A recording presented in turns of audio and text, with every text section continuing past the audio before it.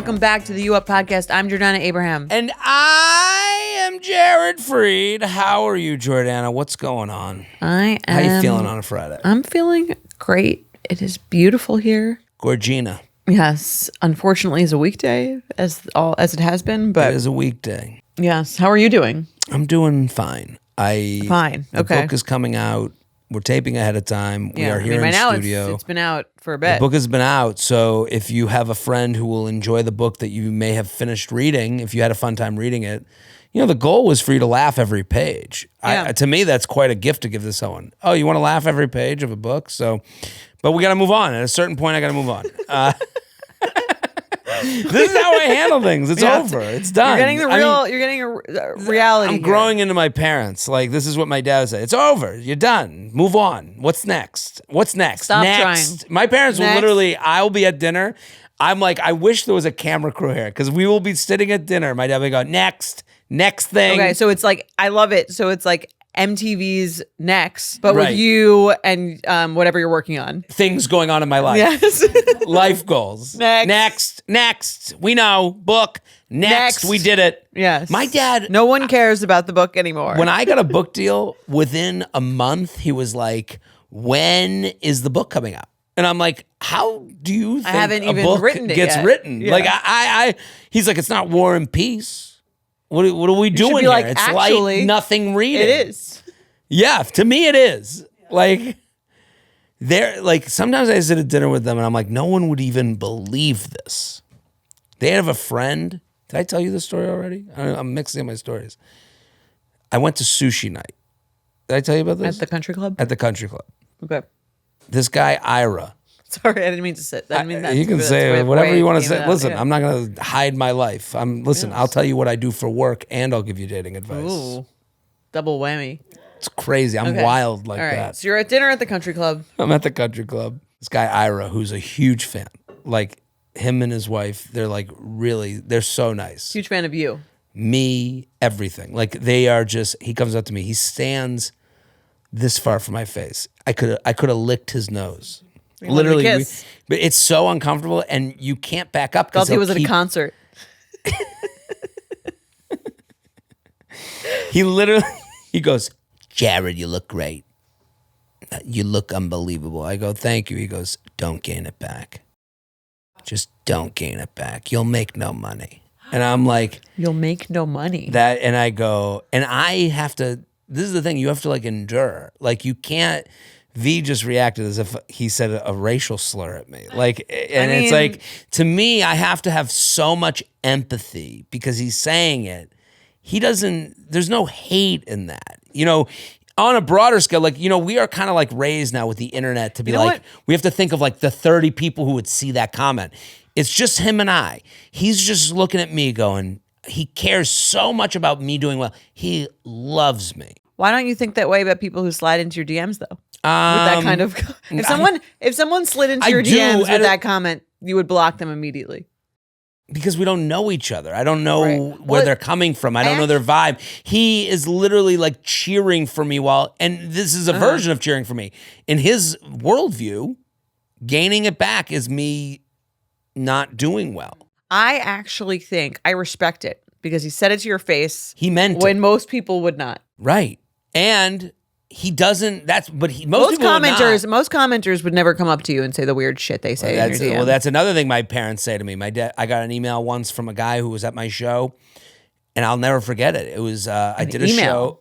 It was through my website, and this is how my parents haunt me, because my parents are right, but they don't understand that like maybe I don't need to hear this, because the guy was at my show. I'll never forget it. There were guys in the front and they were heckling, and I kind of like went into fight or flight mode. When you're on stage, all I care about is making the show good and getting people to laugh. So I started making fun of these guys who were heckling me, and then I felt like I had to go into old material to like keep the my strategy at that point. You become like a like you're like a pilot who has to make decisions on the fly. Save this thing from sinking. I'm like, I'll do old material to like keep the ball in the air, and then maybe I'll go to new material, but let me do something comfortable so that like I have the muscle memory.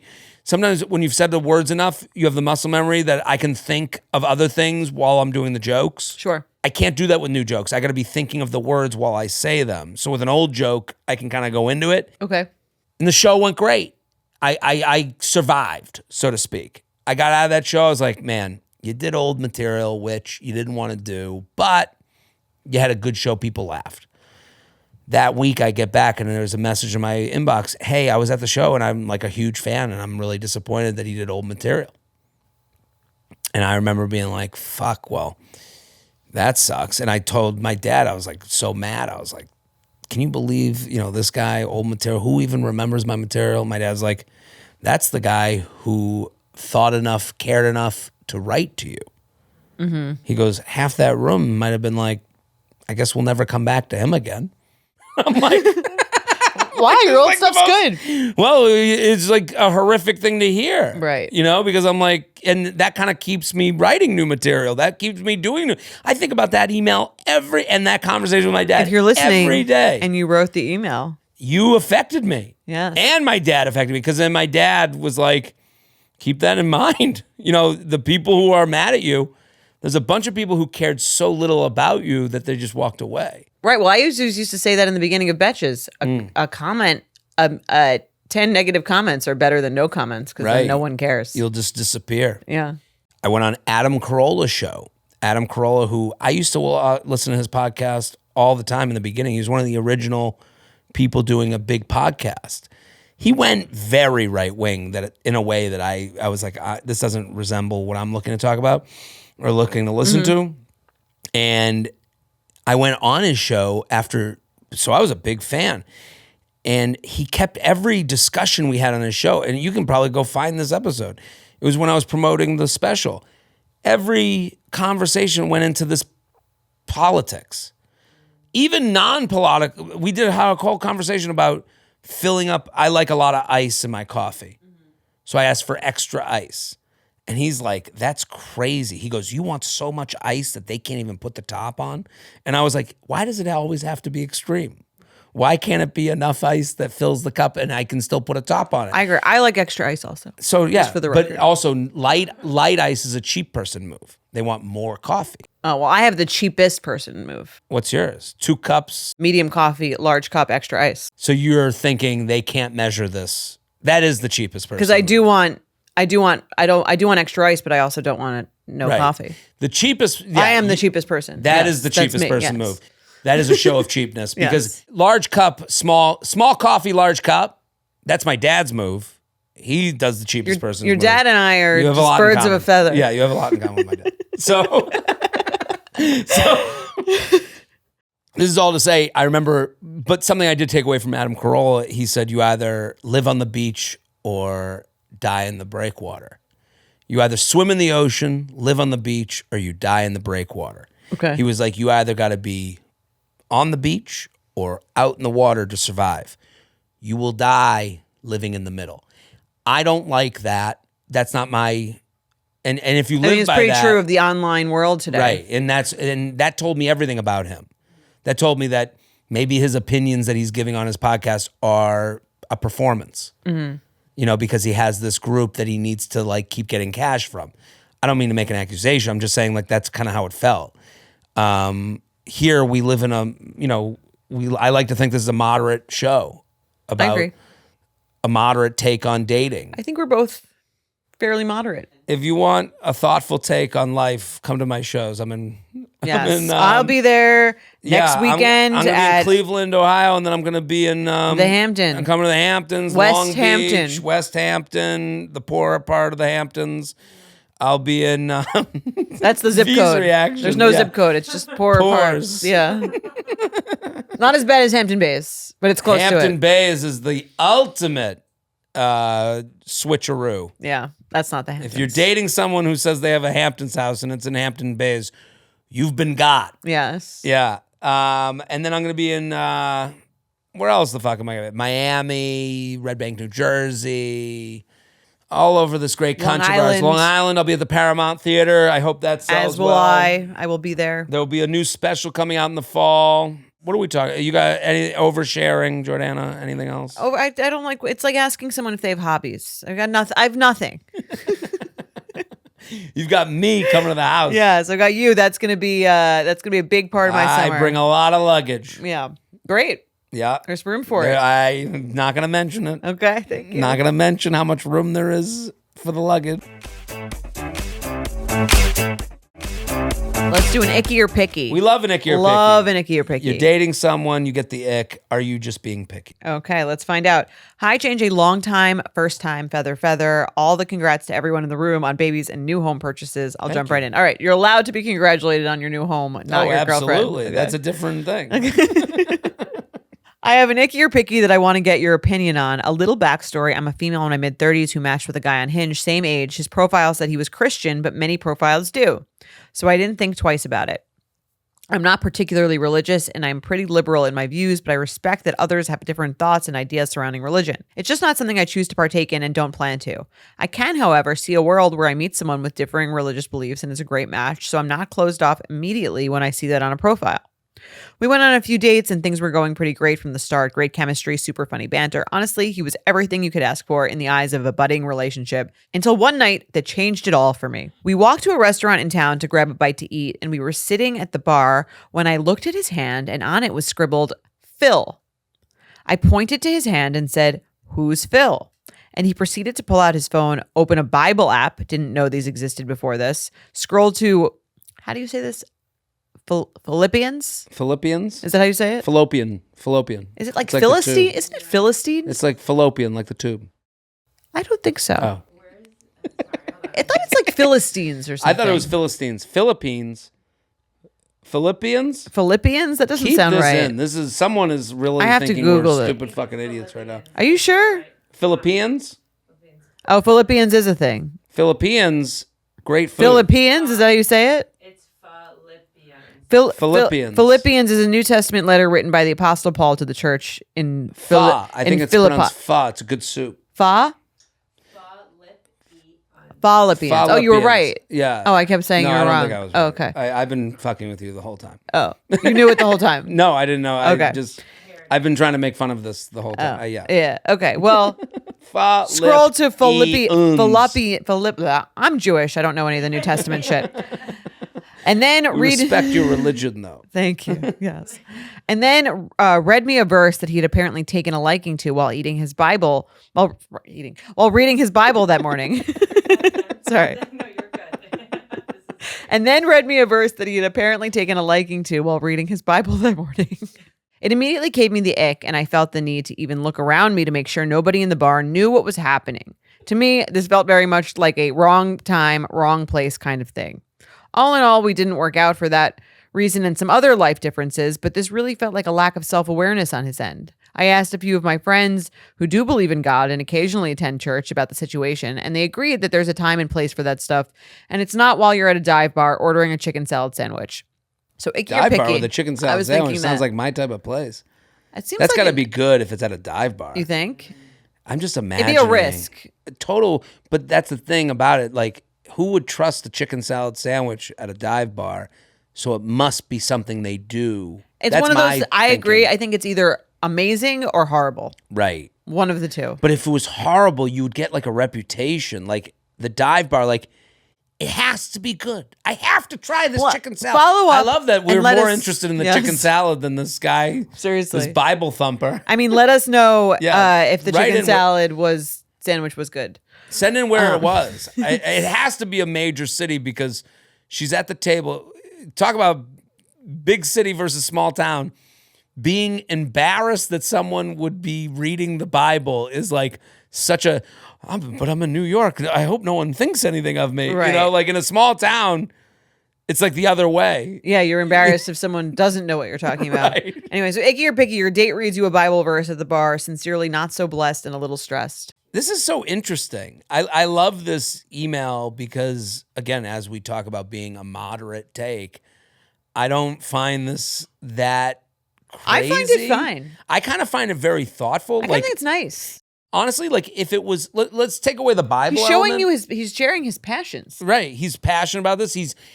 And also he felt inspired by something. That's the point. that I'm kind of sitting on, if you were, I guess what you wouldn't do. If he took out an actual Bible, Yeah. maybe that might be different. If he Right. opened his backpack and took out a Bible and was like, and if this was like a third date, like she goes, I've all the qualities I would want in a guy.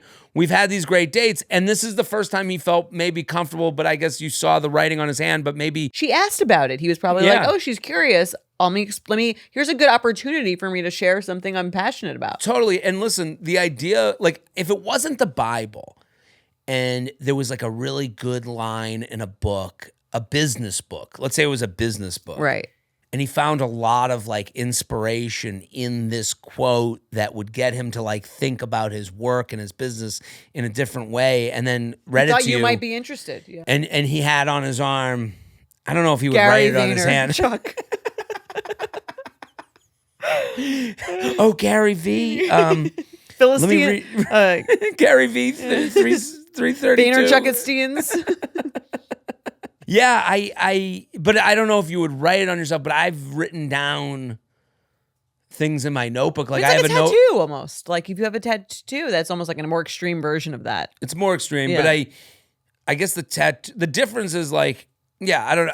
But I have a notebook in my pocket. If someone was like, if my notebook fell out of my pocket, which it could, and it opened and you saw like, duty written in it.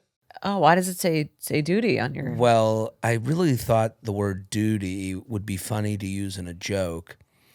And I just wrote it down, and then it kind of looks funny when you write it down. So I thought maybe it'll be like a part of my life in the future. Like, yeah, that's a little weird. But I would feel like that conversation would get me to get to know you on a different level than the small talk of regular whatever. Like she's getting to know, maybe she doesn't like it.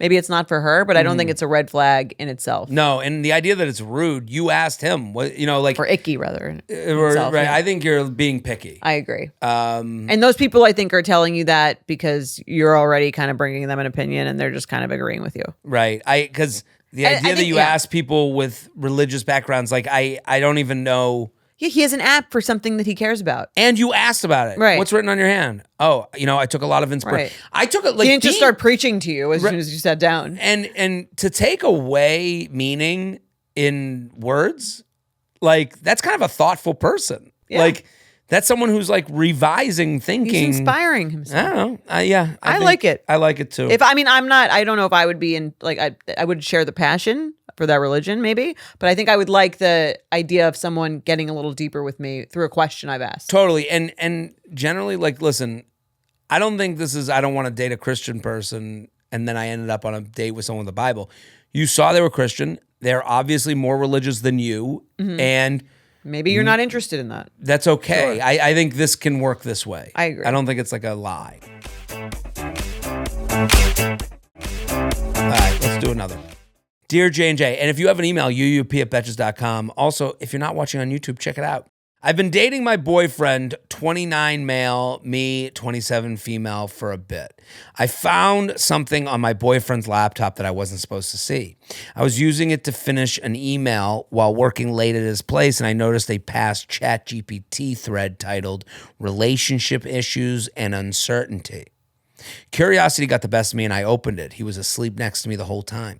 Instead of saying it in one clean, devastating sentence, what I saw was more like a stream of doubts and frustrations. He was questioning whether the relationship was the right long-term fit for him, saying he didn't feel fully certain about us, and going back and forth on whether he should stay.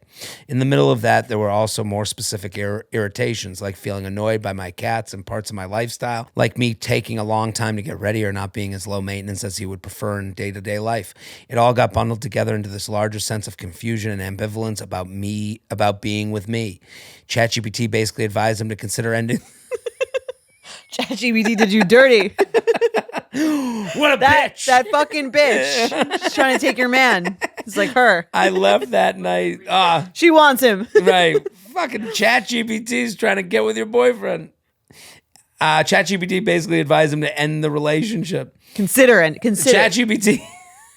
ChatGPT gives you options, okay? They're not going to force you to do anything. ChatGPT basically advised him to consider ending the relationship. I left that night while he was still sleeping. He showed up at my door later saying he realized that I had seen his chat. He was apologetic and said he had been ruminating, not fully meaning it. I realized he was using AI for emotional support in a way that started to feel like outsourcing his feelings, even in how he communicated with me. Now I'm stuck on whether I overreacted by ending it or if seeing someone's unfiltered doubts about you is something you just can't come back from. My main concern is also how can I date someone who uses ChatGPT as their personal therapist? Thanks. Okay. What do you think? Like this question, very 2026 question. As 2026 as it gets. Yes. It's funny what she did. This is such like a... It's very like a movie. It's a movie. This is a total movie She ran out. Get out of here. But it's also funny, her immediate writing to us isn't like she does consider this, but just the fact that she's like mad at him for using ChatGPT to get out his emotions. Mm-hmm. Like that's such like a funny. It's also funny that she's saying that while writing into a podcast. Right. Like he's allowed the act to me is not.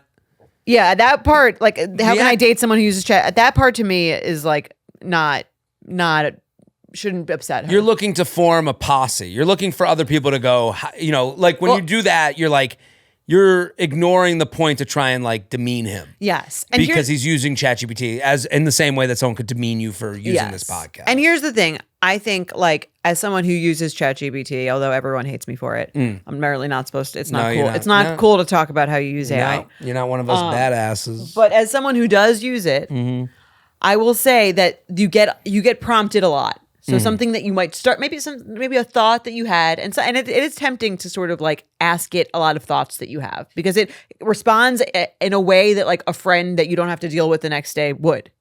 I don't ask it emotional questions, but like I ask it many questions and it has a lot of follow-up. It feels like it could be your therapist in some ways. Does it feel like you're with a good podcast co-host?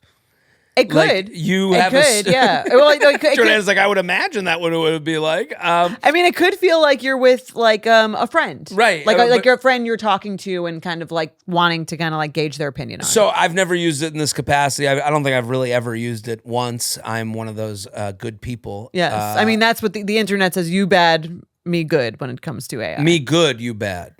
Yes. You good, me bad. Weird on the internet. That's crazy. So if I said, hey, Jordana GPT, I'm not sure about my relationship.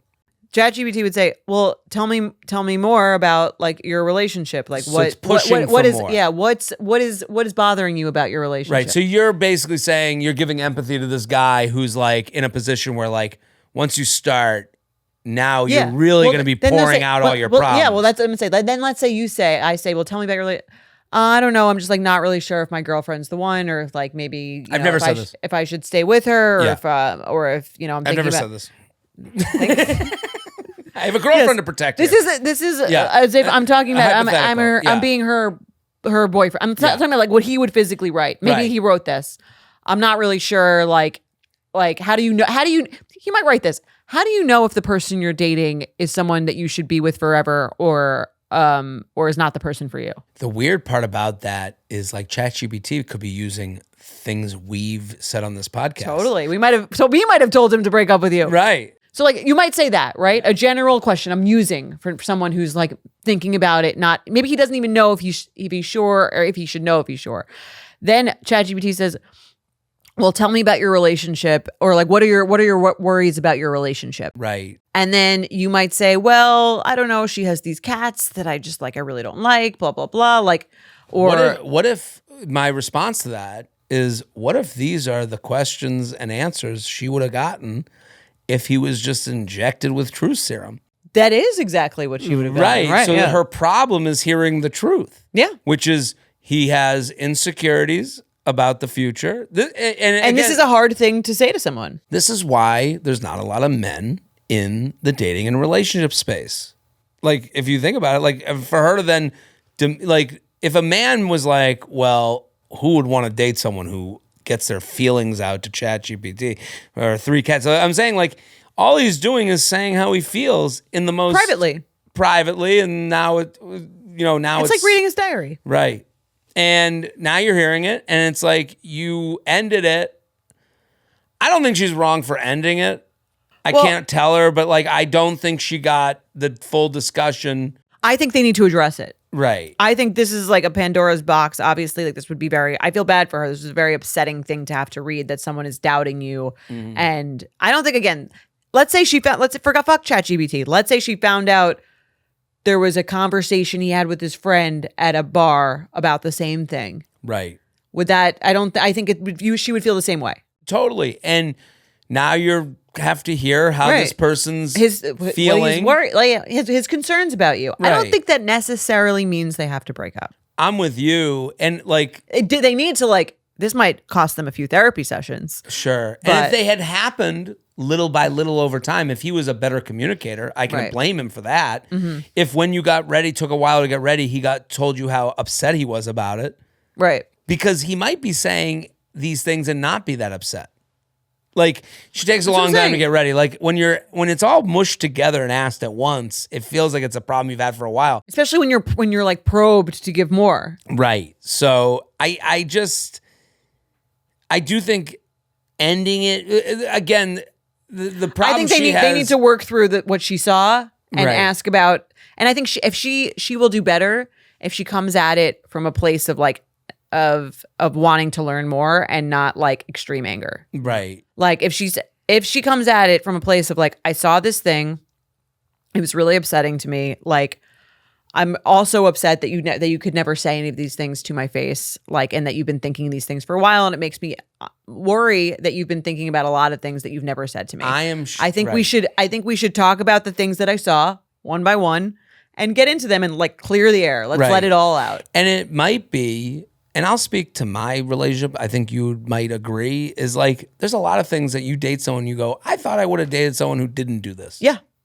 100%. And when you're asked about it and put it on a page, you might not say that to them. Right. But if someone asked you a probing question of like, what are the things that you thought that your ideal partner has that your current partner doesn't have? Right. Fine. And you're compared against a ghost. Right. Like, so, and it's really not fair. So I think, she jumped the gun a little bit. Yeah. No, I agree. I think, again, this is salvageable depending on this next conversation goes, and this could be really good for your relationship. Right. If it's done correctly and if it gets approached correctly and if you like actually work through the things that you saw and he gets a chance to say them and talk through them with you to your face. We solved dating again. We did it. We'll be back next week. Bye. Boom.